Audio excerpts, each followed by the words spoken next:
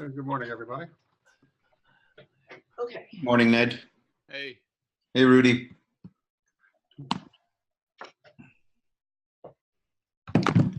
I was going to wait until Greg arrived.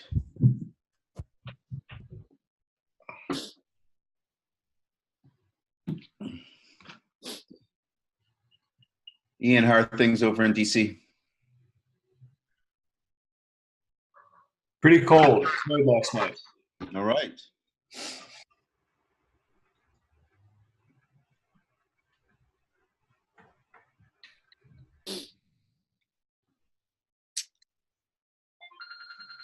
Well, while we wait, if anyone has a topic or something they want to throw into the conversation, let's throw it in. As we are now 2 minutes and 27 seconds in to the beginning of the call. Well, I'll tell you what I've been looking at since I woke up this morning. I've been looking at Audible Magic. I'll paste the name into the chat. And Ned and I talked about it last week or so, but the reason that I'm looking at it is when I'm considering what the in looking for solutions to identify songs that are uploaded onto a music streaming service, what technologies are out there that can identify songs to prevent fraudulent uploads. So this was my first website of the morning, as I'm looking at what solutions we would need for our platform.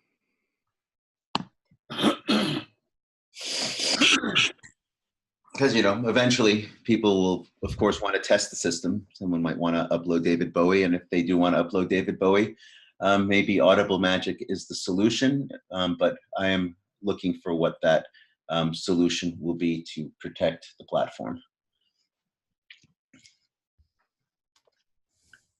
I see Greg has joined us. Good morning, Greg.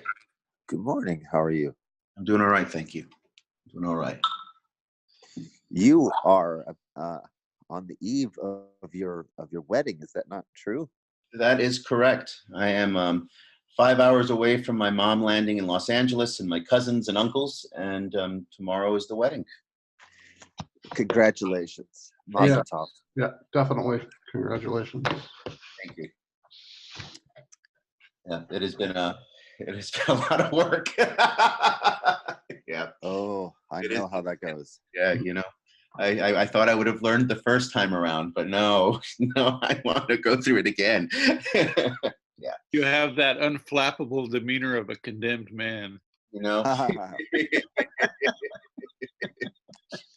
Oh boy. So yeah. No, that's all right. Yeah, I'm very much looking forward going through the this process. That way I can have my woman as my wife, but this process is certainly as I would imagine, as anyone who goes through the process of having a wedding, there's a lot of obstacles in that process. So yeah, but thank God, almost there. Next time we all speak, I will be a married man. Well, very Wow. good. Very Yes, good. thank you. I always think of the most important people in the wedding are the witnesses. Yes, and it's so much of this production is to present a performance for the witnesses and the family.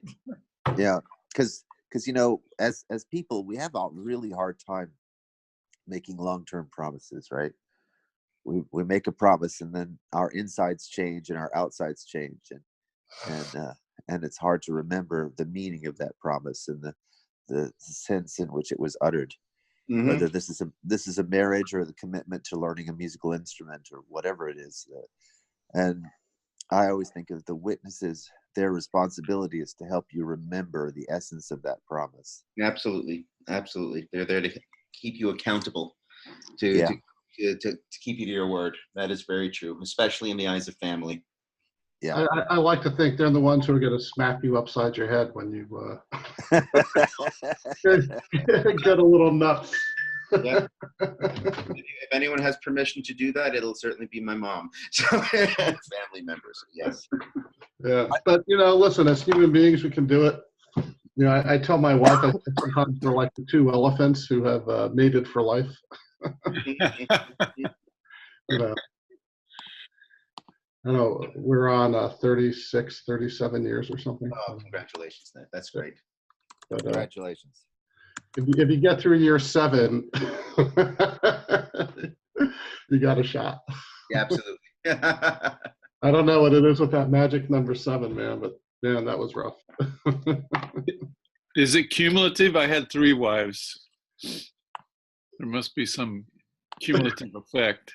It's like Groundhog's Day. It's like perpetually at year 7.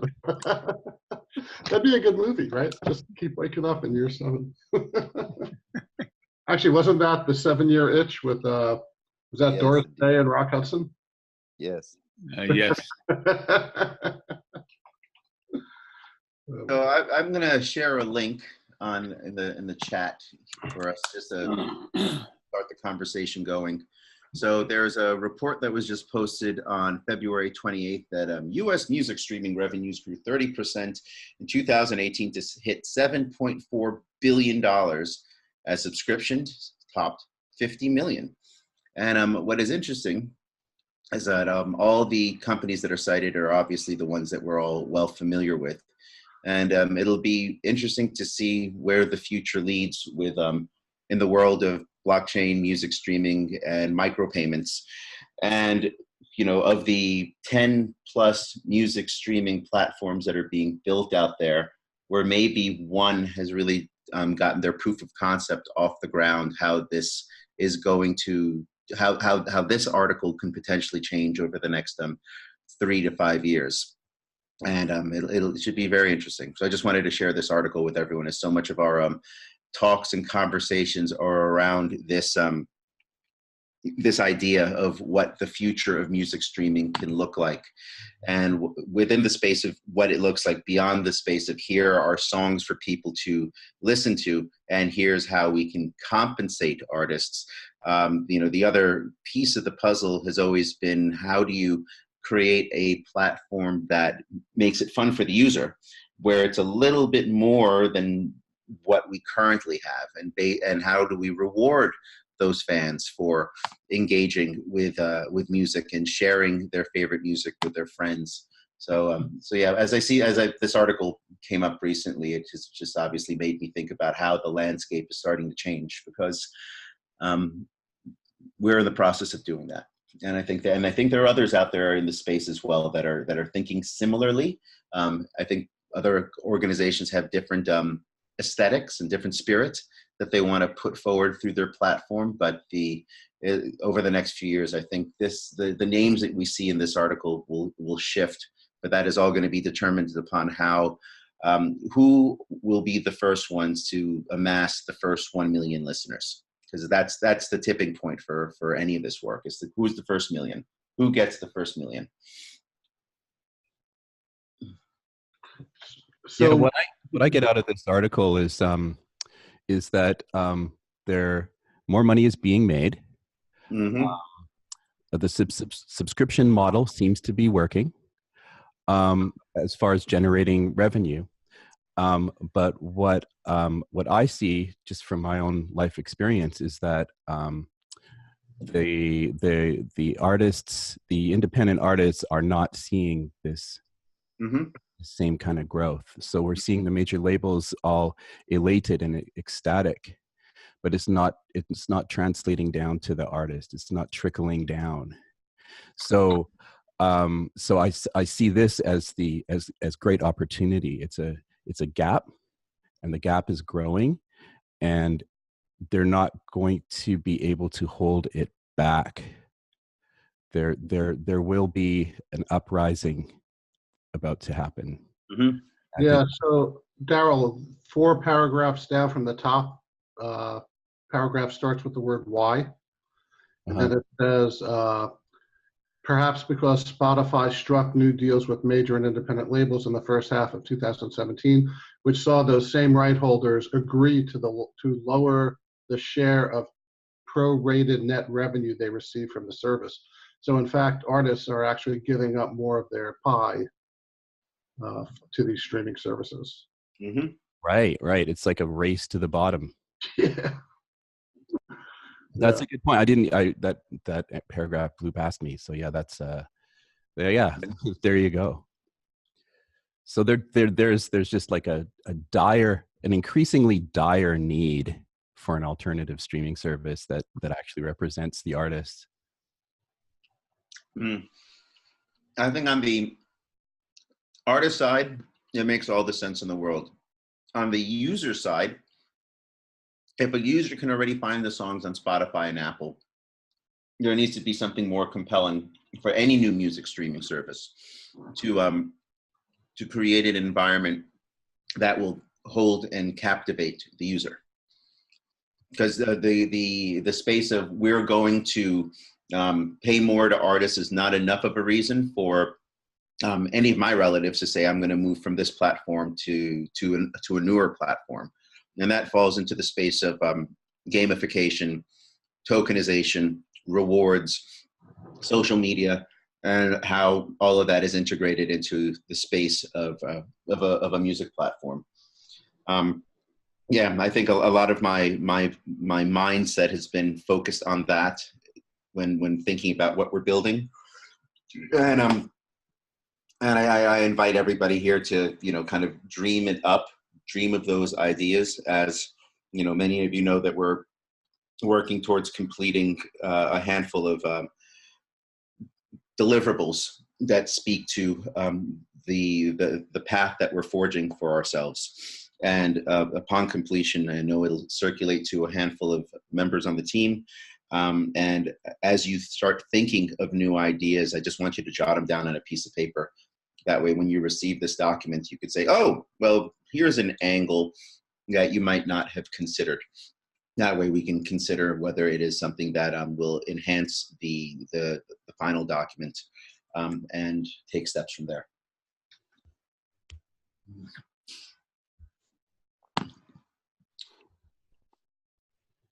Fabian, I'm always on the in the same position in all these discussions about anything, which is that I think that getting the word out and the PR and all that sort of thing is super important. And yep. So whatever, again, I'm the guy that buys a car, trusts the mechanics. I don't care.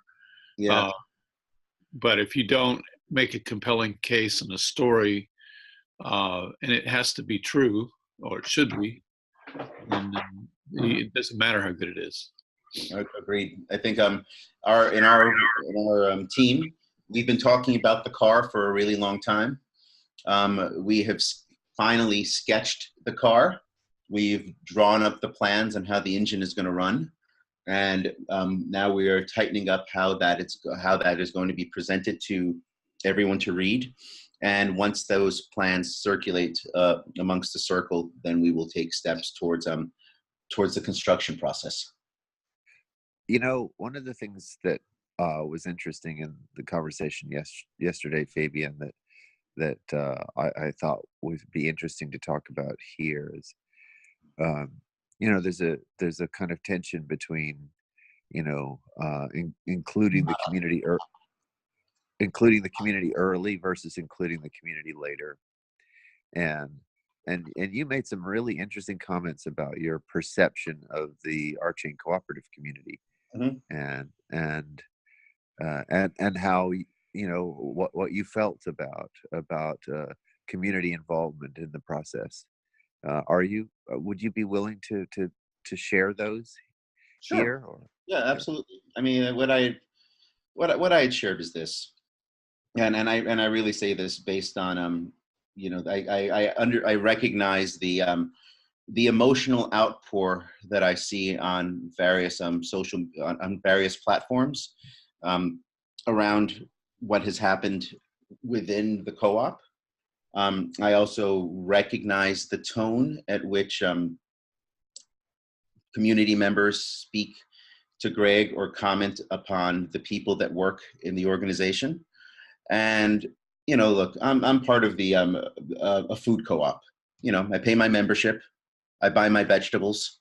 I might have a comment and I'll pin it up on the community board, and that'll be pretty much the extent of it.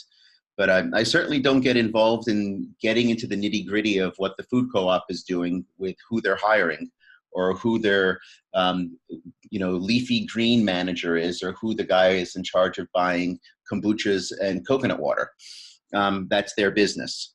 And to a certain level, I feel like, and the same thing if I'm going to REI, I buy my tents or my whatever I need to go camping, but I'm not getting involved in what the management and the organization is doing. And I think to a certain extent that there is a redesign of how this co-op structure should function. I don't have the answer for what that is, but I certainly recognize that there's a lot of heated emotion around where the organization has landed for good reason. But as we, climb out of the ashes, my hope is that there will be a point in time that we are able to reconfigure how it all works, because I feel there's a lot of noise and distraction which does not serve the greater good of what we're all working towards accomplishing. And of course, we can all acknowledge, a few mistakes have happened along the way. But I do believe that the management is working on trying to correct what has happened in the past. And hopefully we're able to figure out a way that with the works that we're doing, that it'll be able to pull us out of the situation that we're in. But yeah, I think I as I expressed to Greg and a few others on a call yesterday, I feel there's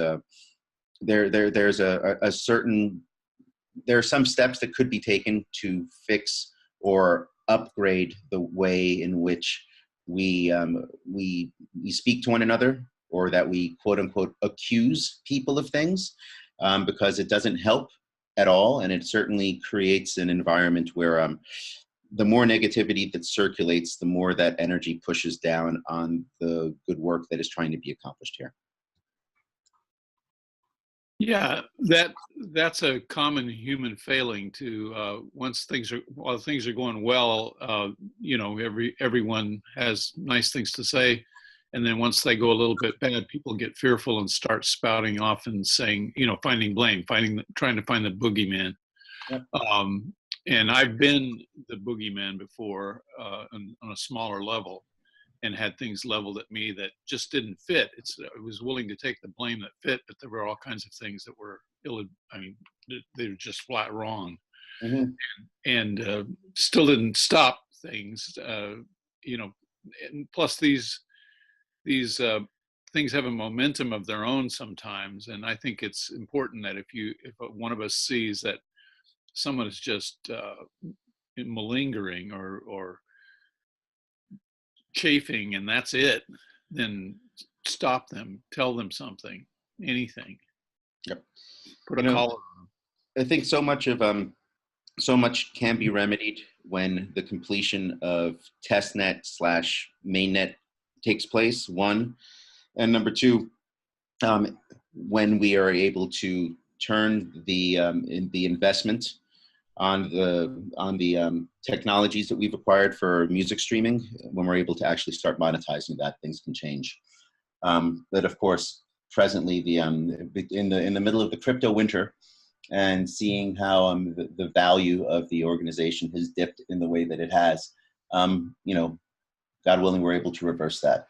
But when we do, my hope is that we're also able to figure out a way of how there's a balance of how community engages with those that are working. Because again, if I don't like the produce that's at my food co-op, I'm not going to go to see the resignation or the books of the food co-op. Granted, there's a tremendously different financial investment made.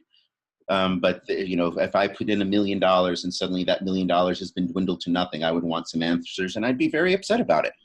But there will be hopefully some ways for us to be able to remedy that in the future.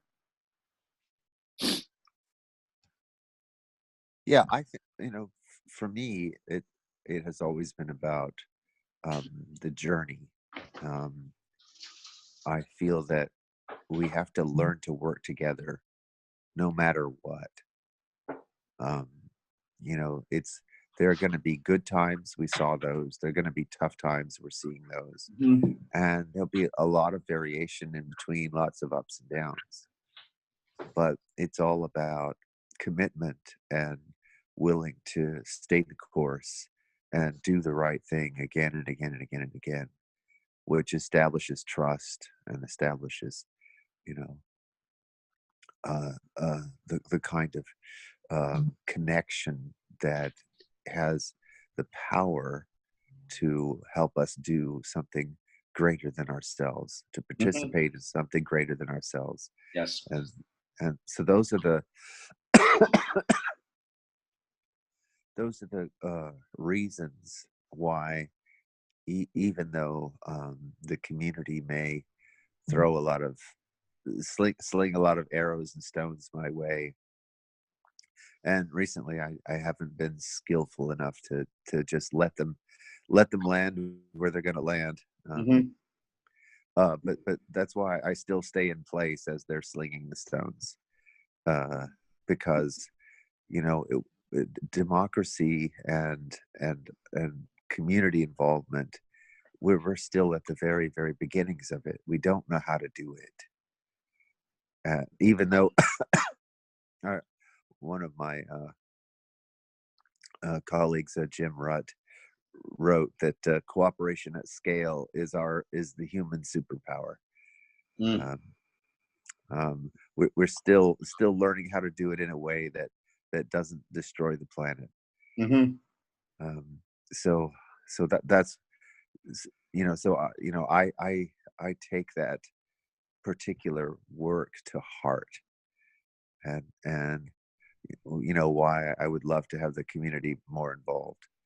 I also recognize that I get, you know, I can get really impatient about, you know, when I see a course of action is clear. But that's also why I think there are principles that we can follow, right? Yep. Where, you know, but I do fundamentally believe in the collective intelligence. And I fundamentally believe in finding ways to activate that collective intelligence. So, and I think participation and ownership is part of that process. Yeah. I think another big piece of this whole thing is that there's a lot of information that people just don't always know that you know, and this happens not only with you, but I think with all of us and in other organizations as well. Like, you know, people don't always understand why somebody else has taken a certain course of action, you know, and if they had the information, then they would probably agree, but they don't necessarily have it for one reason or another, or they can't have it at that moment, or it's not appropriate for them to have it at the moment, or do you know what I mean? Yeah, I mean, look, I think the again, if I'm a member of a co-op, I don't need to have all the information, and I don't need to have the information every single day. So, and I think the space of a member of a co-op nitpicking on every single move that the organization is trying to do is could be troublesome and could be counterproductive, and also just create more FUD, so to speak. So anyway, I just share all of that because as I've been witnessing, you know, as we're all witnessing what's been happening over at the co-op and the reactions that are out there, and also witnessing how, you know, Greg is the target of all of this. I feel sympathetic towards him, as I also feel sympathetic to those that invested money into the co-op and are freaking out for good reason. I get it. You know, and hopefully we will reach that point within the next few weeks where testnet is up and running and it actually starts doing the work that it's supposed to do, and revenue can actually potentially start coming into the organization. Right. And I completely agree with you, Fabian, with your original point, which is why I said the thing that I said about people not having full information. But I think the most important thing to remember is that, negativity always kind of defeats the self. Like it's very hard to be negative towards somebody else and to have it not come back around and to cause some kind of issue towards the self later on, especially if you're working within a team of people, within a community or something like that. I think it's important. Maybe like immune system. Yeah, right. Yeah, I think it might be a good thing to remind our ecosystem, our community, that everything that we put out there is going to come back around to each individual eventually. It's like a river, immune system, whatever analogy we want to put out there. So, Yeah. anyway. Sorry. I find it interesting that in so many meetings, especially the Wednesday meetings, where people give updates, and then at the end of it, Greg usually will ask, anyone have anything to say? And there's no one saying anything. And for the longest time, and I'm sure that people had questions, and maybe perhaps they felt that those questions were not worked out well enough to bring up or whatever. But now that things are in a different state, everyone's willing to lash out and say just about anything. So it's just strange. I mean, there could have been communication all along in one sense, except there wasn't. So there must be a reason why there wasn't. But Well, but Rudy, I think it goes back to what Fabian was saying, which is that, when things are humming along, so to speak, or they look good, then people are happy to buy their produce and veg. But if they see that the shelves aren't stocked, or their their go-to staples are not available, then they start asking questions of the food co-op's management. right, So, except Greg, here's the thing: the seeds were sown early on, as they are in any situation. I mean, it's a lot like the political discussion we see now of everyone saying Trump, Trump, Trump, Trump. Well, it wasn't, as I still say, he's a symptom. I'm not trying to get political on everyone here, but he is merely part of the weave. And it may be a particularly ugly one for some people, but it did not start with him. And if you don't want to see that, then, it means you don't want to see that. But I think there were parts when I first came in where I could have said something and didn't, because I thought I was seeing it wrong, and I probably should have persisted and said, wait a second, this doesn't seem quite right to me. That's all. I felt I should have spoken up a number of times when I did not. no, that's fair. That's I think It's interesting because I have a Greg. very different take on that, Rudy, because, I've been here since August. Right. And I think we have an extremely vocal community, whether what they're saying is accurate or not. So I haven't seen any reticence among the community to actually speak up. So I'm not sure I'm there with you 100%.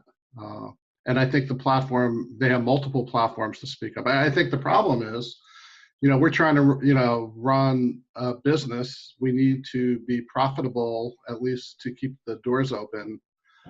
And in my mind, we have a lot of people in the community who don't know anything about business. And, and I think because of the way we're structured with the whole anonymity on Discord, I think it just gives people who, if I was in a business meeting with them and they started saying some of the things they say and then get a following, but if I was in a business meeting with them, it's like I would be going like, what are you talking about? So, there comes a point where, and I think to Fabian and what Greg was saying, you have to trust the people who are running your company.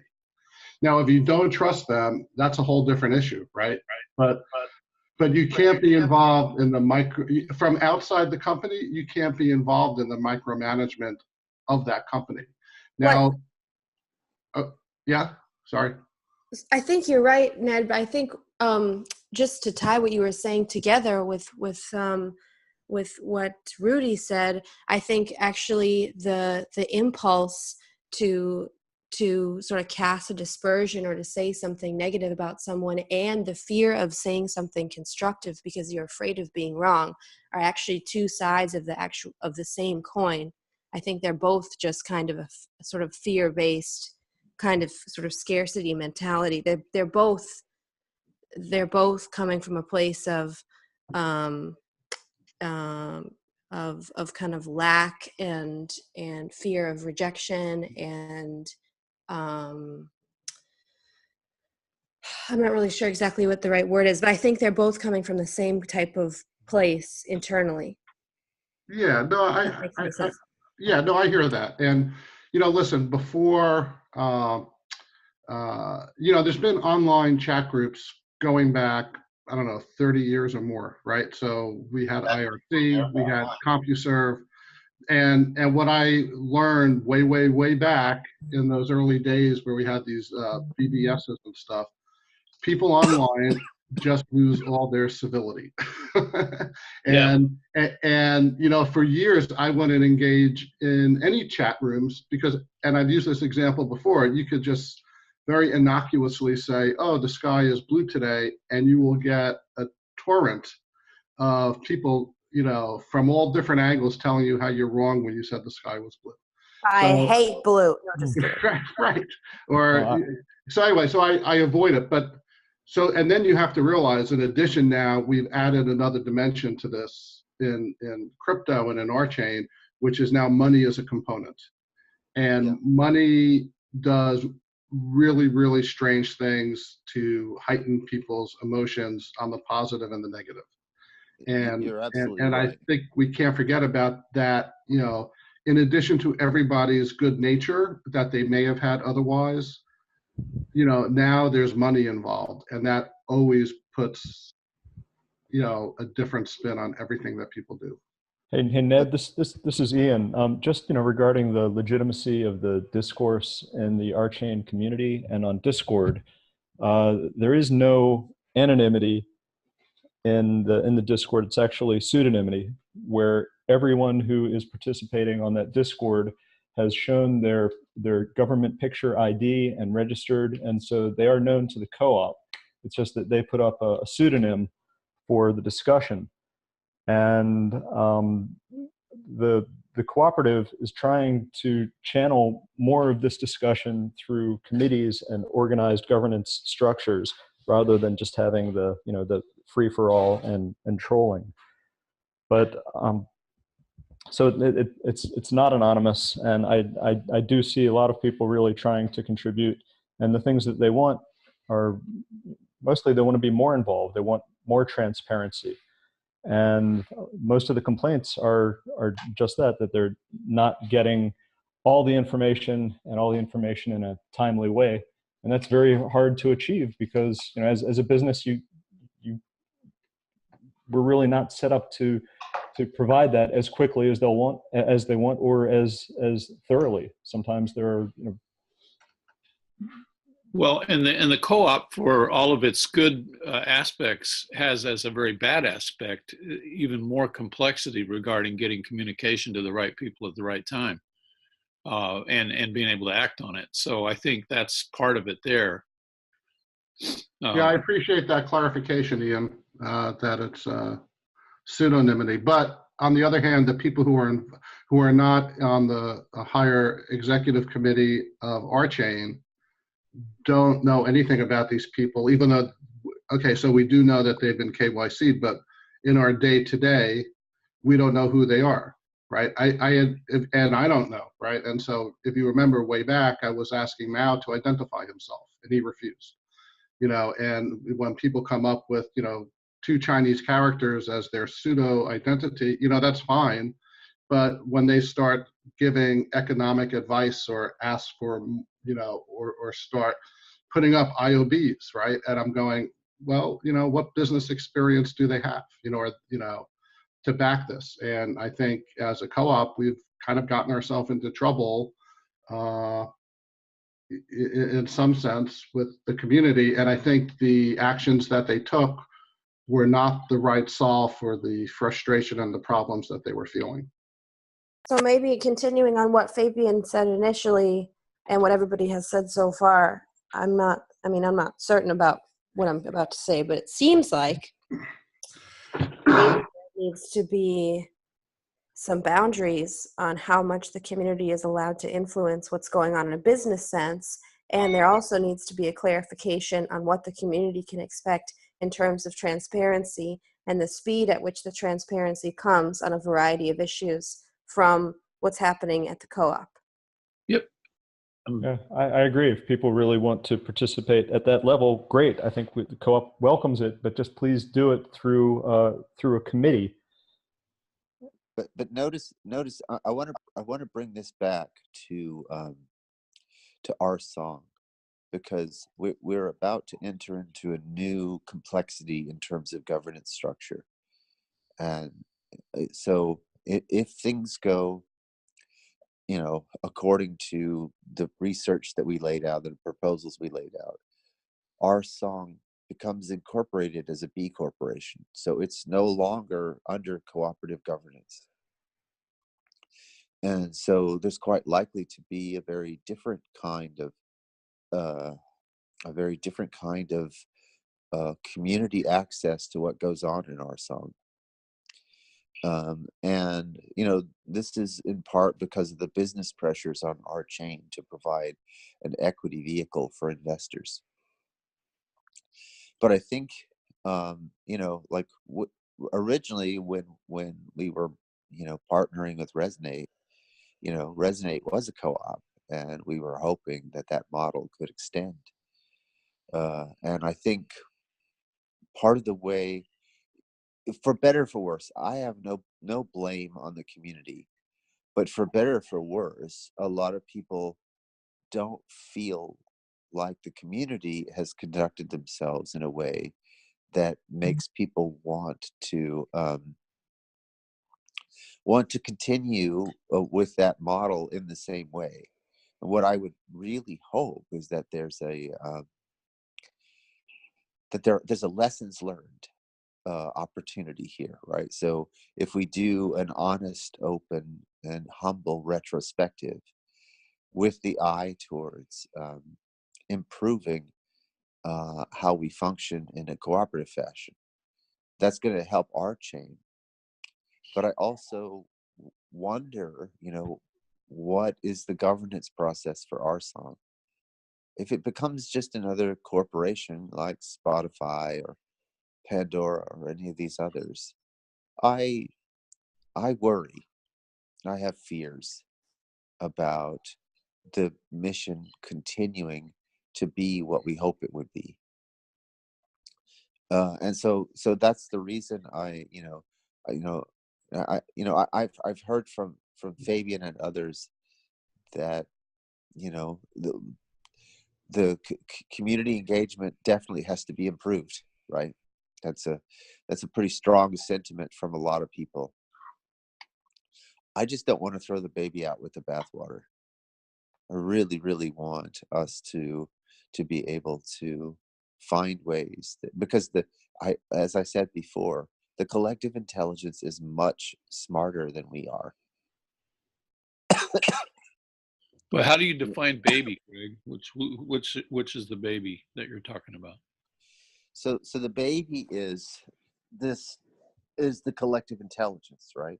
If we go back to a corporate model, which is what's currently contemplated, how do we preserve that the development and nurturing of a kind of community collective intelligence that can guide appropriately RSong towards the role of service that we would like it to fulfill? I have a suggestion. Oh, Daryl, go. So the way I interpret baby with bathwater is the co-op model, to me, is the baby. And I don't think that the fact that we are a co-op is the problem. I think that we can implement organization much better as a co-op. And we're learning the important lessons. So many co-ops take a long time to kind of figure out who they are and how they structure. It kind of happens naturally over years and years, and we don't have years and years. So we kind of have to develop rapidly a better form of governance. And some of the points Ian was making, I think, were really, really, really good.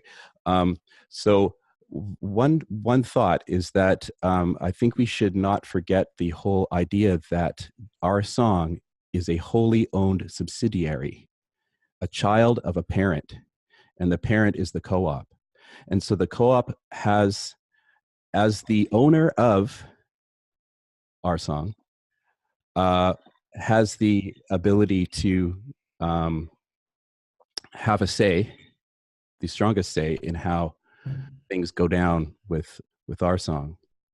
And I know that this isn't a perfect analogy, but if you take a look at how Mozilla functions, where you have the Mozilla Foundation, which is a nonprofit, and then you have the Mozilla Corporation, which is a wholly owned subsidiary of the Mozilla Foundation, there is a very clearly written manifesto that the function of the corporation has to adhere to. So you just kind of have to write the rules in at the beginning and say, this corporation is going to run a little differently. This corporation has to their first function has to fulfill the needs of the co-op. Well, but I believe part of that, though, is really not going to be, 100-ish people discussing on Discord how it should address this music streaming platform. It's really for the board to take in the information that comes through and to be able to have a dialogue, because there is going to be some organization that's going to come on board and invest in this property, and they will likely own over 50% of it. So the idea that it is wholly owned by the co-op is really not where this is going. It's funding it right now. but it's going to change, because if there is no money from the outside, this doesn't go anywhere. That's reality. Right now, it's just an idea, and it's an idea on paper. And until it is actually funded, that's when this thing is real. So things to think about. But when the voice of the co-op is addressing RSong in the future, when this thing is a business that's generating revenue, it really comes through the voice of the board, not through this, everybody that's on the various social media platforms. Yeah, I think definitely, how we operate decision making at the co-op certainly needs to be improved. So yes, yep, and that's really where the core of this conversation began, was in seeing how, because I also feel that and look, I get it. We have not landed. When we were all together in Berlin in September, launching testnet, companies all together. I mean, it was a moment of great celebration, and things have clearly changed since then. And many of us are trying our best to improve the situation. But in recognizing where things have gone to now, and seeing also how the community engagement has expressed itself, which is of course translated into the wonderful press that our chain has been receiving. And I'm certain the pressure and the stress that comes with it that certain members of the team are facing, as their names are regularly called out for a variety of sometimes true, but many times false accusations.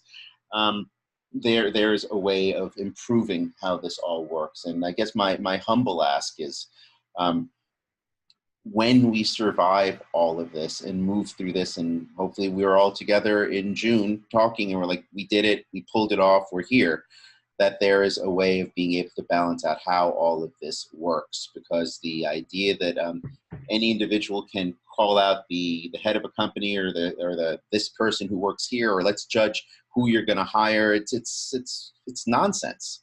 The nitpicking that's taking place. It's one thing for people that work in the organization to say, I don't agree with that decision of you over there in that department, or I don't agree with you in that department for who you want to hire, and let's have a conversation of it. But it's a completely different situation when it's now open to the public to have a debate about it. I think that's ridiculous. Well, right. And to say that, you have to answer to every single one of my demands / questions that are sometimes framed in an abusive way, otherwise you're not a co-op, is just insane. Yeah, Well, it's like we've created. Hang on, I want to weigh in here because I'm often the target of a lot of that. Yes, you are. It's yours. Yes. So I don't want to say, I'm not trying to imply that there's anything childish or about the way people operate, but I do want to say that as a parent, I view my children as these amazing beings with much greater potential than myself. And even when they reach teenagerhood and, you know, they treat me abusively and, you know, and then turn around and say, oh, by the way, I need, you know, $200 to go get this item, and can you take me to the mall? You know, I still look at them as these amazing beings who speak, you know, from a place of great potential, and so I'm willing to swallow or work in some other way my irritation, um, and and try to find a better way of engaging with them. Mhm. And I take that practice into the practice with the community. I don't know that everyone in the community is as experienced or as skilled or even as developed.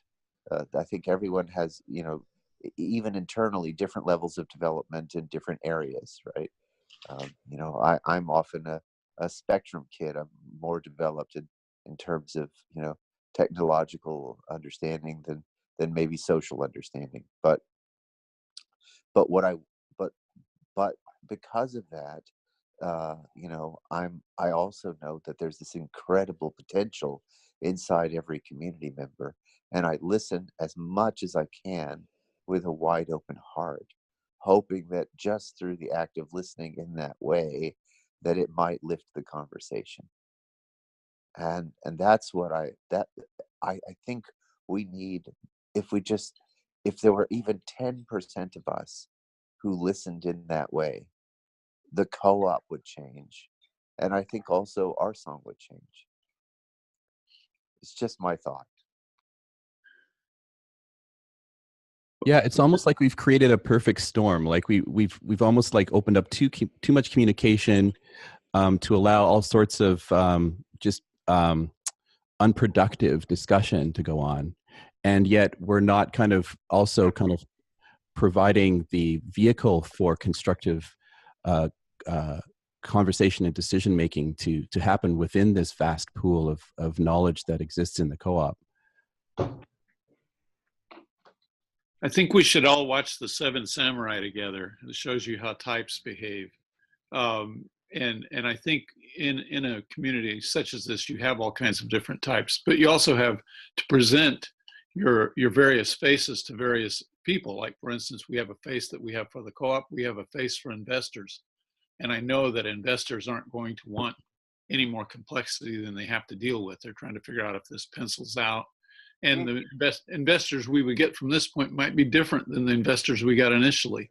So there is that, because in a way we've operated like a co-op in some respects, but then we've taken some of the worst aspects of vertical organization and done those as well.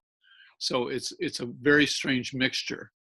And I think at this point we're talking about how to go forward with whatever happens next. And I think it's a good idea to get clear on how communication goes, what the protocols are for communication. This all falls into the space of just food for thought for improving where we're at over the next, hopefully the next few months.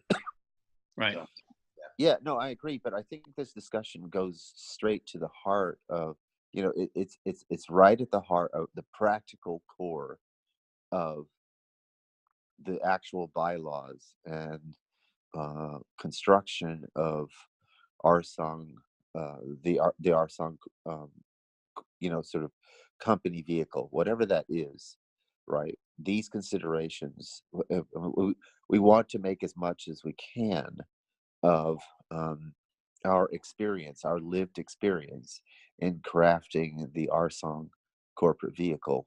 And I even hate to use those words, corporate vehicle, but that's, you know what I'm referring to.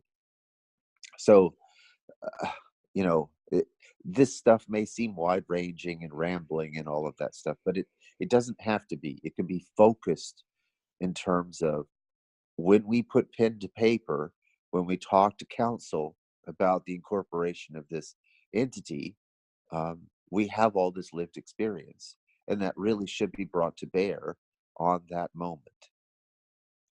And so that's why I brought it up.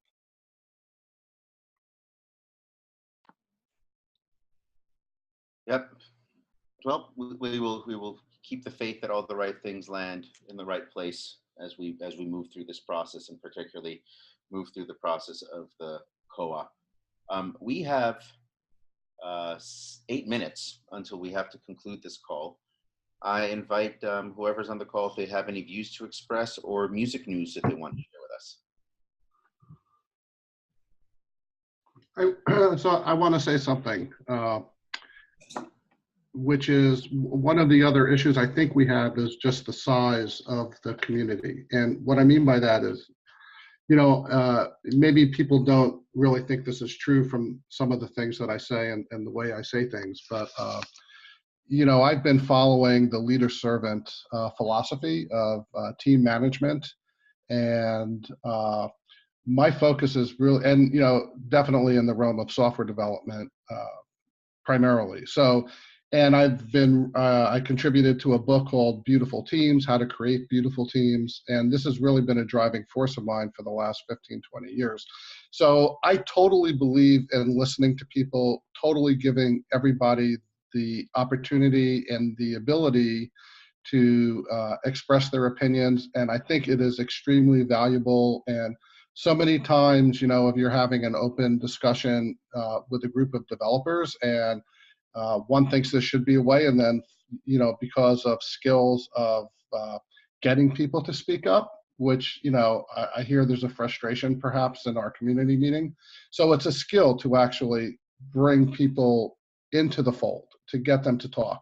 And so many times you get these aha moments or, oh, wow, that's a great different perspective. And so, I totally believe that. I think maybe one of the issues we face is that our community is just so big. And so there's a difference of running, a kind of a brainstorming consensus meeting with, 4 people, 5, 6 people, and 200 people. And so maybe one of the lessons there is it is really difficult to run those kind of constructive meetings at such a large scale. So I'm really, I do like the way the co-op is going, as Ian pointed out, with different committees, and people can join the committees. And I really want to see that going forward. I think having the 200 RChain membership starting to weigh in on what RSong should be is not going to be the right use of our human capital, so to speak. So maybe one of the lessons there is that if the community wants to engage, we find a way to break it down into smaller groups based on people's specific areas of interest and skill set, and kind of try to focus it better that way. And that may then create more of the community building blocks that so many on this call seem to want to continue to develop. So I just wanted to say that. I loved what you just said, Ned. I think that is fantastic. I think one thought while you're talking, just kind of when these communities get formed, perhaps we can kind of create a little rule where pseudonymity is not allowed, where we all know each other when we're discussing this stuff. I agree. I did suggest that on Discord back in November and got attacked. And, yeah, because a lot of people are saying, well, in this decentralized platform, you don't have to know who I am. Well, I think that there should always be like the general forum that allows people to kind of spew the way they're spewing. But once we start to break down into these kind of communities where real quick and important decisions have to start getting made, I think at that point, then we should all be knowing each other as good as we can, really. Yeah, and they always have Telegram if they want to just spew. Exactly. The troll box. So hey, I included a link. The RSong Governance Committee has put forward this proposal for how to do just that, and they're calling it GP001, or the how topics of discussion are circulated to the membership for comment, and how membership can propose topics of discussion. So that document is open for comments and is to be reviewed by the board and perhaps even voted into policy at the next board meeting next week. I just posted a link to this book that I wrote an article in on how to create beautiful teams. And there are some luminaries in there, like Scott Ambler, Tony Visconti, who was a big David Bowie producer, and some other Carl Fogel, some other, Carl Wiggers from Carnegie Mellon, computer science. So there's a lot of people who contributed to this book on how to create these beautiful teams, in a business setting. So I would recommend it. And everybody contributed. I don't think I made a lot of money, and we all contributed to charity, any proceeds from the book. Thank you. Ian, That's awesome, Ned. And you can read my story of rebuilding a software development team after 9/11. Wow. Yeah. A question for Ian. When is the board meeting? Tuesday. Tuesday. All right, right around the corner. All right. Good to know. Thank you. Well, gentle people, I need to jump over to the staff meeting. Yeah, I really appreciate the conversation today. I thought it was very helpful and pertinent and germane. Yes. Yep. Next week, we'll go back to bring your favorite articles about what's happening in the music industry, and we will discuss them. But for now, we got to cover this. So, all right, everyone, have a good weekend. I'll see you over at the staff meeting.